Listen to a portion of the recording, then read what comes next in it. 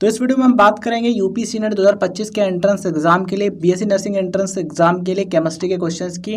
Specially इस video में हम 24 क्वेश्चंस देखेंगे जो आपके आने वाले एग्जामिनेशन में पूछे जा सकते हैं। अगर पेपर कठिन बनता है तो कुछ इस टाइप से क्वेश्चंस केमिस्ट्री से आ सकते हैं, अगर पेपर ईजी बनता है तो ये क्वेश्चंस नहीं पूछे जाएंगे। ठीक है, अगर कठिन बनेगा तो आ सकते हैं, तो आप ज़्यादा ना करना, सिंपली आप इनको एक बार ध्यान से देख लेना, करेक्ट आंसर देख लेना। अगर आप एक या दो बार इस वीडियो को देख लेते हो और उसके बाद पेपर में क्वेश्चन आता है तो आप उसका करेक्ट आंसर डेफिनेटली लगा दोगे। बस आप क्वेश्चन को ध्यान से देख लो और उनके जो करेक्ट आंसर है उनको ध्यान से देख लो, क्योंकि आपके पास ज़्यादा टाइम नहीं बचा, इसलिए मैं कह रहा हूँ। ठीक है, अगर ज़्यादा सॉल्व करने के चक्कर में पड़ोगे तो बहुत टाइम लगेगा। अगर आप पहले से कर चुके हो तो अच्छी बात है। अब जो है अब फटाफट आप क्वेश्चन देखो, उनका करेक्ट आंसर देखो। चलो स्टार्ट करते हैं। पहला क्वेश्चन देख पा रहे होगे, निम्नलिखित में से कौन सी व्यवस्था प्रतिलोह चुंबकीय पदार्थ के चुंबकीय आघूर्ण के व्यवस्थित संरेखण को प्रदर्शित करती है या फिर कहें दर्शाती है या फिर प्रदर्शित करती है। ठीक है, तो ऑप्शन नंबर इसका डी करेक्ट आंसर है ये वाला। देखो यहाँ पर देख पा रहे हो एरो जो है एक ऊपर की तरफ है एक नीचे की तरफ है, इसी तरीके से ये पूरा जो क्रम है आप देख पा रहे हो। ठीक है, अगर इस टाइप का ऑप्शन आपको दिखता है एग्जाम में जिसमें ऊपर की तरफ एरो फिर नीचे की तरफ फिर ऊपर फिर नीचे फिर ऊपर फिर नीचे, इस टाइप से है और ये वाला क्वेश्चन पूछा गया तो डी वाला आप लगा देना, बिल्कुल करेक्ट आंसर हो जाएगा। मतलब ये वाला ऑप्शन जिस नंबर पर दे रखा हो उसको आप लगा देना। नेक्स्ट क्वेश्चन, निम्नलिखित में से कौन सा ठोस विद्युत का चालक नहीं है। यहाँ पर बताना है कौन सा इलेक्ट्रिसिटी का कंडक्टर नहीं है, मतलब कि विद्युत का चालक नहीं है। तो ये मैग्नीशियम, देखिए यहाँ पर एस इसलिए लिखा है क्योंकि इसका मतलब है सॉलिड, मतलब कि ठोस। ठीक है, तो यहाँ पर ठोस अवस्था की बात हो रही है तो मैग्नीशियम ठोस, या फिर टिटेनियम ऑक्साइड ये भी ठोस है, और ये I2 ये आयोडीन है। ठीक है, आयोडीन का ये भी ठोस है, और ये H2O वाटर है, लेकिन ठोस अवस्था में क्या होता है, बर्फ होता है, मतलब आइस कहलाता है, बर्फ कहलाता है। तो ये चीज़ है। तो यहाँ पर देख पा रहे हो सी और डी जो है ना ये विद्युत के चालक नहीं है, बर्फ जो है ये विद्युत का चालक नहीं है, और ये आयोडीन जो है ये भी नहीं है, इसलिए ऑप्शन नंबर इसका सी करेक्ट आंसर हो जाएगा। सी व डी देख पा रहे हो यहाँ दो ऑप्शन दे रखे हैं ना, ये दो सही हैं, मतलब कि ये नहीं चालक है, इसलिए सी व डी ये सी वाला करेक्ट आंसर हो जाएगा। नेक्स्ट क्वेश्चन है, अंतः केंद्रीय घनीय व्यवस्था में रिक्त स्थान का प्रतिशत कितना होता है बताना है। तो देखिए यहाँ पर 100 पूरा होता है। ठीक है, माइनस करोगे 68 तो कितना बचेगा 32। तो ऑप्शन नंबर इसका सी वाला करेक्ट आंसर है 32। ठीक है, इसका जो डिटेल में एक्सप्लेनेशन है, जो कैलकुलेशन है, वो इस पीडीएफ के लास्ट में दिया गया है। क्वेश्चन नंबर 83 करके आप देख लेना। इस वीडियो की जो पीडीएफ है आप टेलीग्राम से डाउनलोड कर सकते हो, उसके बाद आप देख लेना। ठीक है, उसमें डिटेल में दिया गया है। तो option number C correct answer है। नेक्स्ट क्वेश्चन है, समान ताप पर किन विलयनों के युग्म समपरासरी हैं। तो देखिए इसका करेक्ट आंसर हो जाएगा ऑप्शन नंबर डी, ये 0.1 मोलर CaNO3 का होल टॉयस तथा 0.1 molar Na2SO4। Option number D इसका करेक्ट आंसर है, डी वाला। ठीक है, ये डी करेक्ट है। नेक्स्ट क्वेश्चन, H2SO4 विलयन की सांद्रता ग्राम प्रति लीटर में होगी। यहाँ पर सांद्रता बतानी है तो कितनी हो जाएगी, तो करेक्ट आंसर हो जाएगा इसका ऑप्शन नंबर डी 19.6। ठीक है, ये वाला डी वाला करेक्ट आंसर है। नेक्स्ट क्वेश्चन, किस सूत्र द्वारा मोलल उन्नयन स्थिरांक केबी की गणना की जा सकती है। तो देखिए यहाँ पर मतलब केबी का फॉर्मूला बताना है। तो इसमें से देखिए ये जो ये तीन जो दिए गए ये बिल्कुल सही नहीं है। यहाँ पर ए लगभग सही है, लेकिन यहाँ पर देखिए जो टीबी दे रखा है इसके साथ में डेल्टा नहीं लगा है ना, इसलिए ये करेक्ट नहीं है। तो कोई भी यहाँ पर करेक्ट नहीं, मतलब ऑप्शन नंबर डी इसका करेक्ट आंसर हो जाएगा। इसका जो करेक्ट फार्मूला क्या होता है वो यहाँ पर आप देख पा रहे होगे। देखिए तो ये देख पा रहे हो ये करेक्ट फार्मूला होता है ये वाला, KB = M into capital W गुणे डेल्टा TB अपॉन 1000 गुणे स्मॉल w। ठीक है, ये होता है, लेकिन ये तो यहाँ पर दे नहीं रखा है, इसलिए ऑप्शन नंबर डी इसका करेक्ट आंसर है। अगर ये ऑप्शन में दे रखा हो तो आप इसको लगाना, ये सही है। ठीक है, तो ये चीज़ें हैं, मतलब ऑप्शन को ध्यान से देखो, क्वेश्चन को ध्यान से देखो, उसके बाद फटाफट क्वेश्चन को टिक कर दो। ठीक है, चलिए नेक्स्ट क्वेश्चन देखते हैं। 8 ग्राम NaOH 450 ml विलेन में घुला है, तो विलेन की मोलरता बतानी है, मोलरिटी निकालनी है। तो 0.444 molar, option number A correct answer हो जाएगा। डिटेल में कैलकुलेशन पीडीएफ में दिया गया है। नेक्स्ट क्वेश्चन, यदि फैराडे विद्युत धारा को, देखिए यदि 2 फैराडे विद्युत धारा यानी कि इलेक्ट्रिक करंट को CuSO4 विलेन में से प्रवाहित किया जाए तो परमाणुओं की कितनी संख्या बनेगी। तो ऑप्शन नंबर इसका ए करेक्ट आंसर हो जाएगा 6.02 इंटू 10⁻23, मतलब कि 23। Option number A correct answer इसका है। नेक्स्ट क्वेश्चन, जब बिजली का 9.65 कोलॉम। देखिए यहाँ पर ये विद्युत आवेश दे रखा है, ये इलेक्ट्रिक करंट नहीं है, ये है इलेक्ट्रिक चार्ज। ठीक है, विद्युत आवेश दे रखा है 9.65 कोलॉम। चांदी के नाइट्रेट Ag108 ग्राम प्रति मोल का ये इसका परमाणु द्रव्यमान होता है कि घोल से गुजारा जाता है तो जमा की गई चांदी की राशि है कितनी है? ऑप्शन नंबर सी करेक्ट होगा इसका 10.8 मिलीग्राम। ठीक है, 10.8 मिग्रा। Option number C correct answer. इसको ध्यान से देख लो, अगर इस टाइप का क्वेश्चन आता है तो ऑप्शन नंबर ये सी करेक्ट हो जाएगा, 10.8 मिलीग्राम।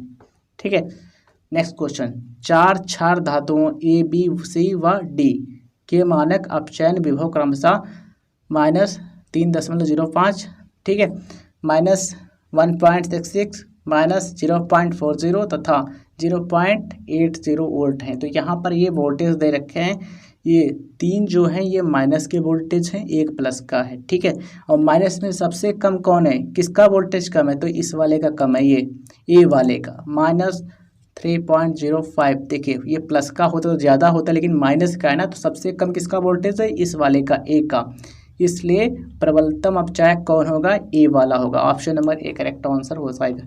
इसका डिटेल में एक्सप्लेनेशन इस पीडीएफ में दे रखा है, आप पढ़ लेना। नेक्स्ट क्वेश्चन है आरएनएस समीकरण है। तो देखिए यहाँ पर मेन पूछा जा रहा है, अभिक्रिया के लिए वेग स्थिरांक के को लिखा जाता है, मतलब कि जो के है उसको हम क्या लिख सकते हैं, ये पूछा जा रहा है। तो के की वैल्यू निकालनी है, तो के बराबर हो जाएगा 2.303/t log PI/2PI - PT। ठीक है, ऑप्शन नंबर इसका बी करेक्ट आंसर है। अगर इस टाइप का फॉर्मूला आपको क्वेश्चन में दिखता है, ऑप्शन में दिखता है, तो आप इसको टिक कर देंगे, ये वाला सही आंसर हो जाएगा। ठीक है, नेक्स्ट क्वेश्चन। अभिक्रिया A+2B मिलकर के अभिक्रिया करके सी के लिए सी बनाते हैं। देखो A+2B जो है ये अभिक्रिया करके सी बनाते हैं, के लिए निम्नलिखित वेग नियम प्राप्त होता है। वेग बराबर के, ठीक है, इंटू में है ए की सांद्रता, गुणे में है, इंटू है क्या है, बी की सांद्रता। ठीक है, तो ए की सांद्रता स्थिर रखते हुए अभिक्रियक बी की सांद्रता दुगुनी करने पर वेग नियतांक का मान होगा, कितना होगा वो यहाँ पर बताना है, क्या हो जाएगा? तो दुगुना हो जाएगा। ठीक है, बी की सांद्रता दुगुनी करने पर वेग नियतांक का मान जो है दुगुना हो जाएगा, इसलिए ऑप्शन नंबर बी इसका करेक्ट आंसर हो जाएगा। Next question. पहले क्रम की प्रतिक्रिया के लिए ए प्रतिक्रिया करके प्रोडक्ट जो है 40 मिनट में 0.1 मोलर से 0.025 मोलर तक परिवर्तन की एकाग्रता ये दे रखा है यहाँ पर। रेक टैन की दर ये बतानी है। ठीक है, रेक टैन की दर जब ए की जो एकाग्रता है वो 0.01 m है, ठीक है, मतलब कि मोलर है। तो यहाँ पर इसका जो दर है क्या हो जाएगा? करेक्ट आंसर हो जाएगा ऑप्शन नंबर बी 3.47। ठीक है, 3.47 इंटू 10⁻⁻4 m प्रति मिनट। ठीक है, ऑप्शन नंबर 20 का करेक्ट आंसर हो जाएगा। अगर इस टाइप का क्वेश्चन आता है, ध्यान से क्वेश्चन को देख लो। ठीक है, ऑप्शन ये मिलता है 3.47 गुणे 10⁻⁴ m प्रति मिनट। ठीक है, m पर मिनट, तो ये वाला आपको टिक कर देना है, बी वाला। नेक्स्ट क्वेश्चन है प्रतिक्रिया के लिए दर कानून A+2B अभिक्रिया उत्पाद दर बराबर के ए की सांद्रता और बी की सांद्रता का स्क्वायर। जब ए बी दोगुना हो जाता है, ठीक है, तो प्रतिक्रिया की दर कैसे बदल जाती है? तो उसकी हो जाती है वो 8 गुना। ठीक है, तो इसलिए ऑप्शन नंबर इसका सी वाला करेक्ट आंसर है, 8 गुना। इस क्वेश्चन में यहाँ पर आपको रासायनिक अभिक्रिया दे रखी, यह अभिक्रिया है 2KClO3 + MnO2 अभिक्रिया 2KCl + 3O2 + MnO2। ठीक है, तो उदाहरण है, तो बताना है कि ये किस प्रकार की अभिक्रिया किसका उदाहरण है। तो correct answer option number B S का विषमांग उत्प्रेरण का। ठीक है, विषमांग उत्प्रेरण का, ऑप्शन नंबर 20 का करेक्ट आंसर है। Next question. कोहरा निम्न कोलाइडी अवस्था का उदाहरण है, मतलब जो कोहरा है वो किस कोलाइडी स्टेज का या फिर कहीं अवस्था का उदाहरण है? तो गैस में द्रव परिक्षिप्त। ठीक है, ये वाला करेक्ट आंसर होगा, गैस में द्रव परिक्षिप्त, option number A correct answer है। Next question. निम्नलिखित में से कौन सी परिस्थिति भौतिक अधिशोषण के लिए अनुकूल नहीं है? तो वो है उच्च ताप, मतलब कि high temperature, option number D correct answer इसका। नेक्स्ट है कैल्कोपायराइट का सूत्र है, तो इसका फॉर्मूला क्या होता है? CuFeS2। ठीक है, CuFeS2 ये करेक्ट आंसर है इसका, CuFeS2। ध्यान रखना ये कैल्कोपायराइट का फॉर्मूला है, तो ऑप्शन नंबर सी इसका करेक्ट आंसर है। नेक्स्ट है लिमोनाइट से किस धातु का निष्कर्षण किया जाता है, तो वो किसका किया जाता है, लोहे का किया जाता है, क्योंकि ये लोहे का एक अयस्क है लिमोनाइट। ऑप्शन नंबर इसका ए करेक्ट आंसर है फेरम। ठीक है, लोहे को क्या लिखते हैं, आयरन को फेरम लिखते हैं, इसलिए Fe जो है ये इसका सिंबल होता है। ऑप्शन नंबर ए इसका करेक्ट आंसर है। ठीक है, नेक्स्ट क्वेश्चन है H3PO3। H3PO3 की क्षारकता क्या है, तो इसकी क्षारकता 2। Option number B correct answer है। नेक्स्ट क्वेश्चन है श्वेत फास्फोरस की कास्टिक सोडा विलयन से क्रिया कराने पर प्राप्त होते हैं, तो प्राप्त होता है ये बी वाला PH3 और Na2PO2। ठीक है, ये प्राप्त होता है PH3 और Na2PO2। Option number B correct. Next question में यहाँ पर आपको एक यौगिक दे रखा है, यौगिक दर्शाया है और बताना है कि इसका IUPAC नाम क्या है। ठीक है, तो IUPAC नाम क्या है इसका, यहाँ पर देखिए ऑप्शन दिए गए हैं, ये 2 ब्रोमो करके, ये 6 ब्रोमो करके, इसका करेक्ट आंसर हो जाएगा 3 ब्रोमो वाला। ठीक है, तो option number C correct answer है 3 ब्रोमो 1 क्लोरो साइक्लोहेक्सेन। ठीक है, तो ये इसका करेक्ट आंसर है। अगर ये वाला ऑप्शन दिखता है 3 ब्रोमो 1 क्लोरो साइक्लोहेक्सेन और ये वाला यौगिक दिखता है पेपर में, तो फटाफट आपको सी वाला करेक्ट आंसर लगा देना, यही करेक्ट आंसर हो जाएगा। ठीक है, नेक्स्ट क्वेश्चन है निम्न में से कौन सबसे प्रबल अम्ल है, तो देखिए यहाँ पर है trichloro acetic acid. Option number D इसका करेक्ट आंसर है। कौन सा, ये ट्राइक्लोरो, यहाँ पर क्लोरीन क्या है 3 है, ट्राइक्लोरो एसिटिक एसिड, डी वाला। लास्ट क्वेश्चन है गैब्रियल थैलीमाइड संश्लेषण का प्रयोग किसके विरचन के लिए किया जाता है, तो करेक्ट आंसर ऑप्शन नंबर ए प्राइमरी एमीन। देखिए इसको पढ़ेंगे प्राइमरी एमीन, इसको पढ़ेंगे सेकेंडरी एमीन, इसको टर्सरी एमीन और डी वाला है ये सभी। तो करेक्ट आंसर ए वाला है प्राइमरी एमीन। ठीक है, तो option number A correct answer है। तो ये रहे आपके 24 क्वेश्चंस। अगर पेपर कठिन बनता है केमिस्ट्री का, केमिस्ट्री से क्वेश्चंस टफ पूछे जाते हैं, तो इस टाइप के क्वेश्चंस आपको देखने को मिल सकते हैं। तो इस वीडियो को आप 2 से 3 बार देख लेना। यहाँ पर जो करेक्ट आंसर है उनको आप ध्यान से देख लेना, मन में बसा लेना, और 1 से 2 दिन में आपका एग्जामिनेशन है। तो अगर आप एक से 2 बार इस वीडियो को ध्यान से देख लेते हो सही से, तो ऑप्शन याद हो जाएंगे और जैसे ही एग्जाम में आएगा फटाफट आप लगा दोगे। तो जितना ज़्यादा हो सके आप ध्यान रखो क्वेश्चन को देखने में, प्रैक्टिस करने पर। जितना ज़्यादा क्वेश्चन को आप देख लोगे उतना चांस है कि जो क्वेश्चन आप एग्जाम में हल कर पाओ। ठीक है, तो इसके अलावा हमने जो अदर सब्जेक्ट्स हैं उनके वीडियोस भी अपलोड किए हैं। अगर आपने वो नहीं देखे हैं तो चैनल पर जाकर के 2 प्लेलिस्ट हैं, एक BSc नर्सिंग एंट्रेंस एग्जाम 2025 के लिए, एक 24 वाला है। 24 वाले में हमने जो प्रीवियस ईयर में पेपर आया था उसका सोल्यूशन दिया है हर एक सब्जेक्ट का, तो अगर आपने वो भी नहीं देखा तो देख लेना। ठीक है, तो चलिए इस वीडियो को हम पेरेंट करते हैं, मिलते हैं किसी नए वीडियो में। लेटेस्ट अपडेट के लिए चैनल के साथ जुड़े रहिए, सब्सक्राइब करके नोटिफिकेशन बेल ऑन रखिए।